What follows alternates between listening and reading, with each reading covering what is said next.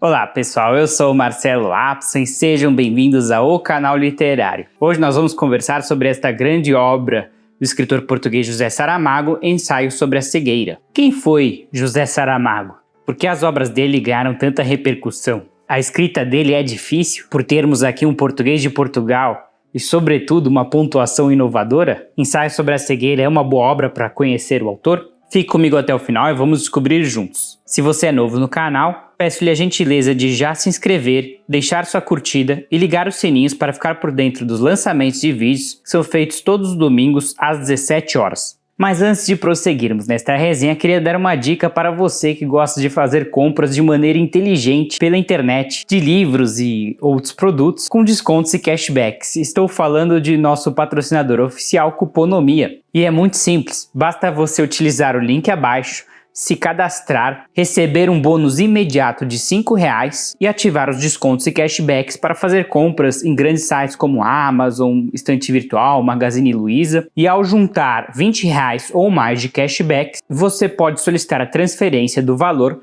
para a sua conta bancária de preferência, ou seja, o dinheiro volta de fato. Basta utilizar o link abaixo, ativar as ofertas e fazer as compras. Vamos lá? José Saramago nasceu em Azinhaga, em Portugal, em 1922. Eu não vou entrar aqui nos pormenores da vida dele, mas aos fatos talvez mais relevantes, né? Ele veio de uma família muito humilde. Talvez o traço mais marcante dele é o seu ateísmo, de certa maneira até mesmo um pouco mais combativo, querendo realmente criticar as instituições religiosas, como a igreja, por exemplo. Tão contundentes são suas críticas, e talvez até incômodas, que o então primeiro-ministro de Portugal, Aníbal Cavaco, em 1992, removeu Saramago da lista de recomendações para o Prêmio Aristeion, um prêmio europeu de literatura. Revoltado com essa censura, Saramago resolveu se mudar para as Ilhas Canárias, onde acabou vivendo até o fim de sua vida e faleceu em 2010, em Lanzarote. Ao longo de sua vida, Saramago acabou despertando sentimentos e animosidade com a igreja em geral, em virtude de suas obras, sobretudo Caim e o Evangelho segundo Jesus Cristo, que são paródias, né, de episódios bíblicos ou releituras, né, conforme a sua própria visão, que evidentemente serão consideradas heréticas, né? E isso resultará não só, né, na remoção do seu nome para recomendação da lista, né, do prêmio Aristeion, como também até mesmo excomunhões. Sim, ele foi excomungado por certos membros da igreja. Apesar disso, em seu funeral, mais de 20 mil pessoas compareceram. E se você está se perguntando se aquele primeiro-ministro Aníbal Cavaco compareceu, não, ele estava, segundo ele, em algum evento familiar ou algo da filha, algo do gênero, assim, uma boa desculpa para não comparecer no funeral de seu desafeto. Afinal, quais são os temas da obra de Saramago? A igreja se revoltou apenas por causa dessas releituras de episódios bíblicos? Sim e não, né? Eu não li ainda o Evangelho segundo Jesus Cristo e Caim, eu tenho Caim aqui na estante. Tenho muita vontade de ler. Eu sei que são releituras provocativas. Basta a gente ver suas entrevistas, onde ele coloca Deus, pelo menos o Deus bíblico, né, como uma figura cruel, invejosa, ciumenta, né? Porque, de fato, a leitura nua e crua da Bíblia pode realmente despertar esses sentimentos. Muitas críticas se fazem, sobretudo, ao Deus descrito no Velho Testamento. E segundo o próprio autor, sobre o que eu pesquisei, ele evidentemente não tem nada contra quem crê.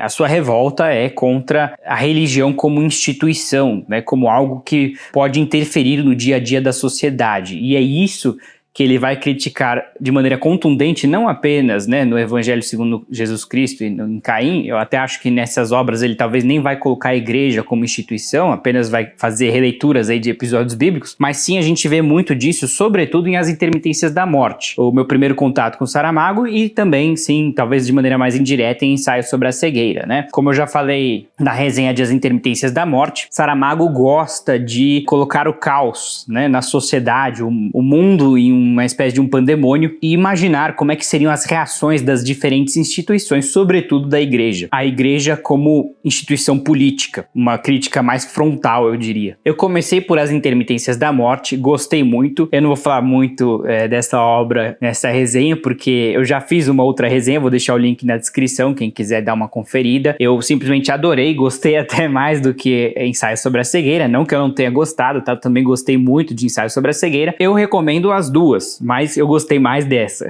Enfim, o link está aqui embaixo. Vamos à resenha de Ensaio sobre a Cegueira. Como eu disse, o Saramago, ele gosta de jogar o caos, né? Então, nas Intermitências da Morte, as pessoas param de morrer e, num primeiro momento, isso pode parecer uma coisa boa, mas, evidentemente, isso vai gerar um caos social. Imaginem os asilos hiperlotados, os hospitais, né? Um monte de pacientes na UTI que deveriam estar morrendo e não estão. E o governo desesperado, a Previdência colapsando. Então, é muito interessante, assim, a imaginação do autor. Aliás, ele ganhou o Prêmio Nobel de Literatura em 98 e foi elogiado pela sua imaginação em geral, seu tom irônico, né? E aqui em Ensaio sobre a Cegueira não poderia ser diferente. Aqui temos uma epidemia de cegueira, mas não apenas uma cegueira normal, como o autor diz, uma treva branca. As pessoas simplesmente começavam a ver branco, como um leite mesmo. A prosa do autor é muito envolvente. Quem for ler Saramago pela primeira vez com certeza vai estranhar duas coisas. Uma delas é o português de Portugal, que tem um vocabulário, né, um pouco diferente do nosso. Não é tão diferente, tá, pessoal? Dá pra você se acostumar, pegar o jeito, e é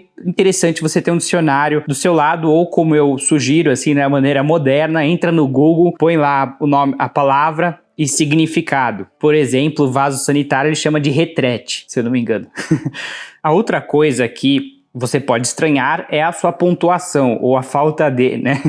Em linha com os movimentos, digamos, pós-modernos de literatura, onde busca-se desafiar paradigmas, né? Quebrar paradigmas antigos, literários. O Saramago ele vai fazer períodos excessivamente longos, vai abolir aqui o uso de travessões. Isso pode gerar um pouco de confusão, sobretudo, obviamente, nos diálogos, especialmente no que diz respeito a entender quem é o interlocutor, né, num diálogo, porque como não há travessões, às vezes não fica tão claro quem está falando o quê. Mas isso exige apenas um esforço pequeno adicional, tá? É caso de realizar uma pequena releitura daquele parágrafo, que não existe parágrafo, né? Mas daquele trecho, digamos assim. E eu não me lembro de alguma instância onde eu falei, tá, não entendi esse diálogo, vamos pra frente. Não, tudo dá pra entender, eventualmente você vai precisar fazer uma pequena releitura ali pra, né, dar aquela confirmadinha ali de que você entendeu o que estava se passando. O que é engraçado é ver reviews, né, na Amazon, de 1 estrela, de pessoas criticando a edição, né, dizendo que, poxa, cadê os travessões? Cadê os parágrafos?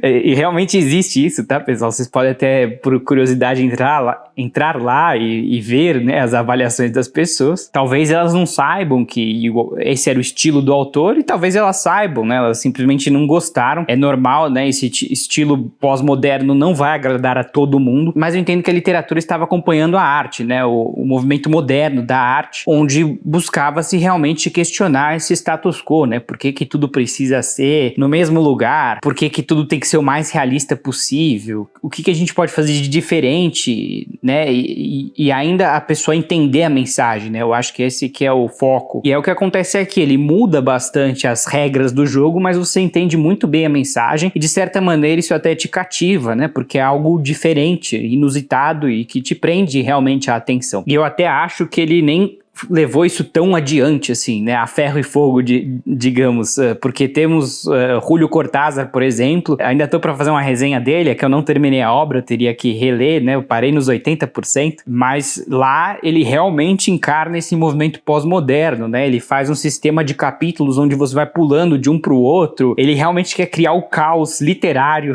reinventar a literatura, né, e ali realmente é uma obra bem mais difícil do que essa, por exemplo. Aqui eu acho que o Saramago coloca aqui na medida certa, aqui de uma maneira que dá para você entender muito bem, você vai estranhar no começo, mas é coisa de se acostumar. E aqui temos então essa epidemia de cegueira, né, essa tal da treva branca. Começamos aqui numa cena, o Saramago tem isso de como se tivéssemos uma câmera, né, atrás de cada personagem diferente. Então começa aqui com o taxista, com uma cena no trânsito, onde a gente pode imaginar que o condutor que tá lá na frente, né, no farol, final, ele de repente cegou e ele tá parado, ele não ousa acelerar o carro sem enxergar nada, né? E as pessoas não entendem por que ele não avança, o sinal tá verde, né? Vamos dar uma olhadinha aqui, vocês aproveitam e já conhecem um pouquinho da prosa inusitada deste autor português. O disco amarelo iluminou-se. Tem um quê de poético aqui também, né? 2 dos automóveis da frente aceleraram antes que o sinal vermelho aparecesse. Na passadeira de peões, acho que é a faixa de pedestre,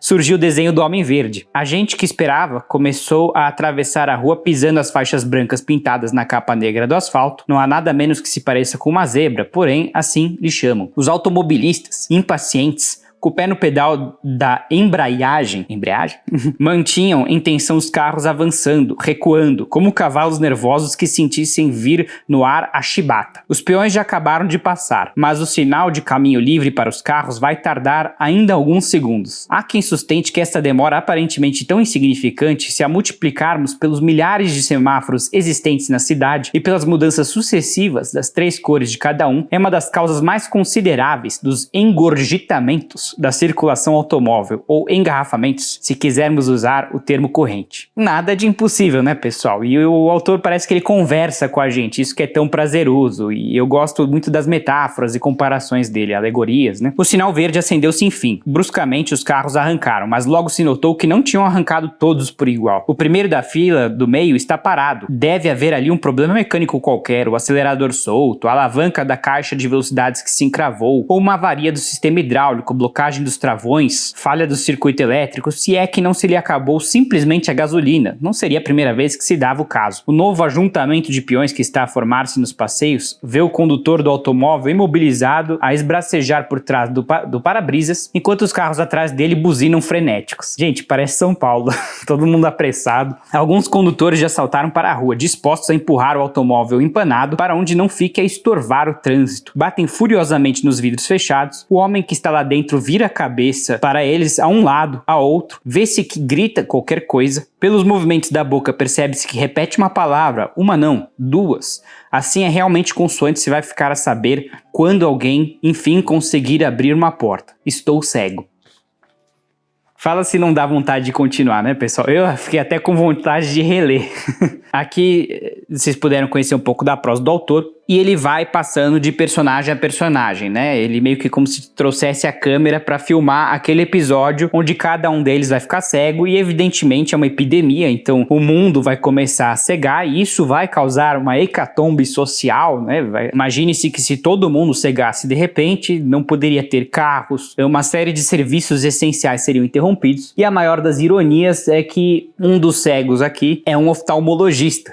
Saramago gosta de brincar com a impotência e a fragilidade do ser humano. Esse é um dos temas da obra dele também. Me lembra um pouco o Camus, assim, o absurdismo, né? Quer dizer, o oftalmologista ficar cego. E mais do que isso, né? Ele não saber resolver, porque é uma nova epidemia, é algo completamente novo, que ele não está equipado, não está preparado para lidar com essa situação. E evidentemente que não só esse oftalmologista, mas todos vão ficar cegos ao passo que se o mundo inteiro cega, oftalmologistas também cegos. Assim, estou falando aqui das primeiras páginas, num primeiro momento o grupo de cegos não é tão grande, então o governo vai fazer algo muito questionável, que é quarentenar todos esses cegos numa espécie de um pavilhão, né, de uma construção cercada por militares. E aí a gente entra realmente num cenário pós-apocalíptico, assim, né?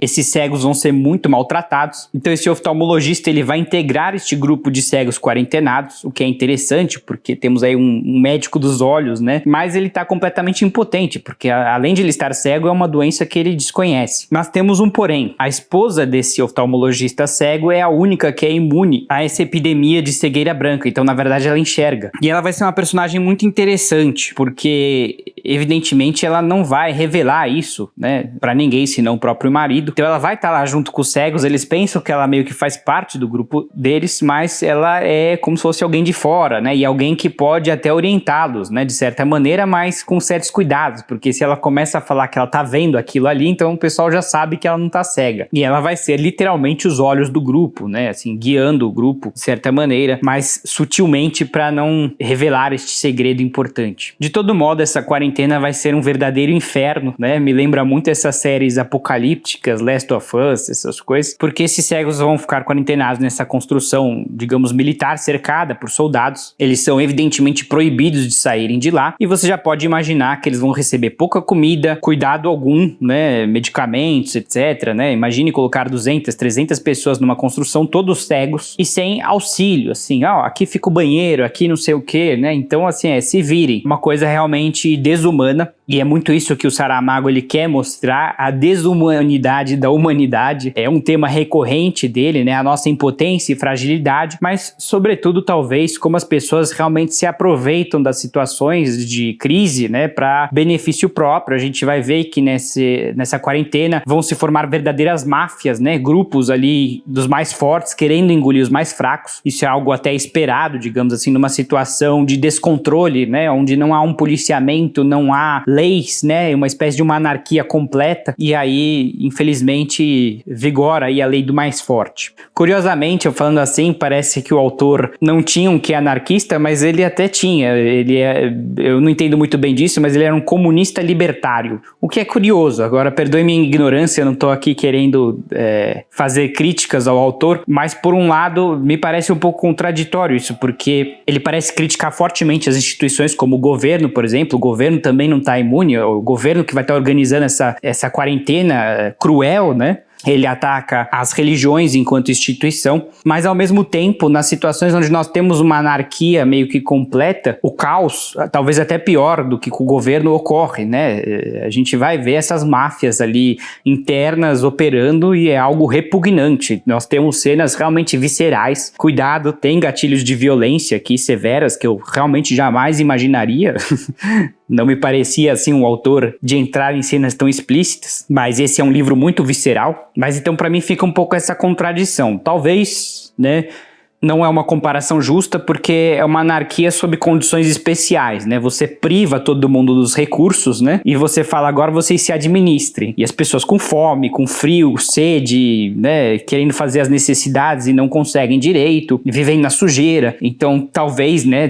Seria uma anarquia tirânica, digamos assim, né? Ou seja, começam a se formar tiranos que exploram os mais fracos. Talvez o autor seja a favor de algum tipo de anarquia onde há uma estabilidade, né? Dos recursos, de tudo, né, dos serviços, das necessidades básicas das pessoas, né, então também não dá necessariamente para fazer essa comparação, né, porque aqui ele tá realmente criticando uma espécie de uma anarquia, mas é uma anarquia numa situação tenebrosa, assim, né, que realmente a gente não pode imaginar até onde chega o ser humano com fome, frio, né, eu acho que é muito fácil, até às vezes a gente vê crimes ocorrendo, cometidos por pessoas em estado de extrema necessidade e simplesmente não dá para julgar, né, porque uma pessoa que tá com muita fome, talvez ela seja capaz de quase qualquer coisa, né? Não é uma comparação válida, talvez, né? Mas achei interessante mencionar o ponto de vista político do autor. Eu não sei, eu vou pesquisar até o que quer dizer exatamente esse comunismo libertário, eu até fiquei intrigado, mas eu entendo que até pela prosa do autor, dá pra gente entender que ele é meio que contra qualquer forma de controle em geral. Mas além aqui da questão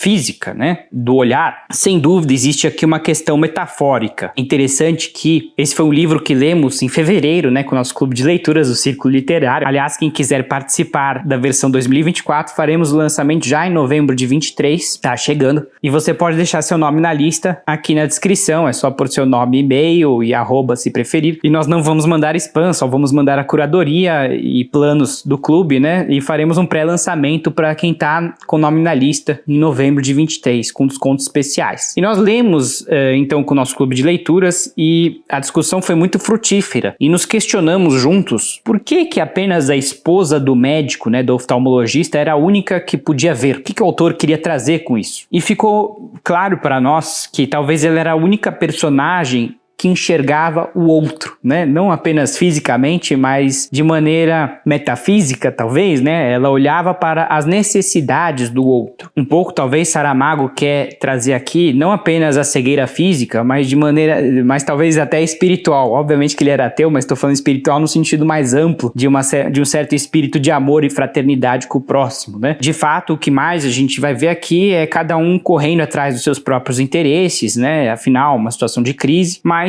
tem essa esposa do médico, que ela é uma pessoa muito bondosa, né? Uma pessoa que tá realmente preocupada com o próximo. Não é a única, tá? Também temos outros personagens aqui, mas talvez é o traço mais marcante dela, né? E temos um grupo bastante heterogêneo, vai ser o grupo talvez protagonista, né? Um subgrupo dos quarentenados, que vai compor do médico, a sua esposa, uma criança e, enfim, outras personagens interessantes. E a gente vai acompanhar as andanças deste grupo por este mundo apocalíptico. Então, uma leitura muito interessante, bastante visceral, como eu falei, então se prepare para certos gatilhos. A prosa do autor eu dei uma lida e vocês viram que não é nada de tão absurdamente complexo. E se é assim, por que eu gostei mais de As Intermitências da Morte do que Ensaio sobre a Cegueira? Para isso, vamos ler aqui um trecho do próprio Ensaio sobre a Cegueira para responder essa questão. Desgraçadamente, não tardou a demonstrar-se a inanidade de tais votos. As expectativas do governo e as previsões da comunidade científica foram simplesmente por água abaixo. A cegueira estava alastrando, não como uma maré repentina que tudo inundasse e levasse à sua frente, mas como uma infiltração insidiosa de 1001 buliçosos regatinhos que, tendo vindo a empapar lentamente a terra, de repente a afogam por completo. Perante o alarme social, já a ponto de tomar o freio nos dentes, as autoridades promoveram à pressa reuniões médicas, sobretudo de oftalmologistas e neurologistas. Por causa do tempo que fatalmente levaria a organizar, não se chegou a convocar o congresso que alguns preconizavam, mas em compensação não faltaram os colóquios, os seminários, as mesas redondas, uns abertos ao público, outros celebrados à porta fechada. O efeito conjugado da patente inutilidade dos debates e os casos de algumas cegueiras súbitas, ocorridas em meio das sessões com o orador a gritar estou cego", levaram os jornais, a rádio e a televisão quase todos a deixarem de ocupar-se de tais iniciativas, exceptuando-se o discreto e a todos os títulos louvável comportamento de certos órgãos de comunicação que, vivendo à custa de sensacionalismos de todo tipo, das graças e desgraças alheias, não estavam dispostos a perder nenhuma ocasião que aparecesse de relatar ao vivo, com a dramaticidade que a situação justificava, a cegueira súbita, por exemplo, de um catedrático de oftalmologia. Não sei se deu para entender aqui eu lendo perante as câmeras, né? São períodos longos, mas aqui temos um exemplo dessa análise macro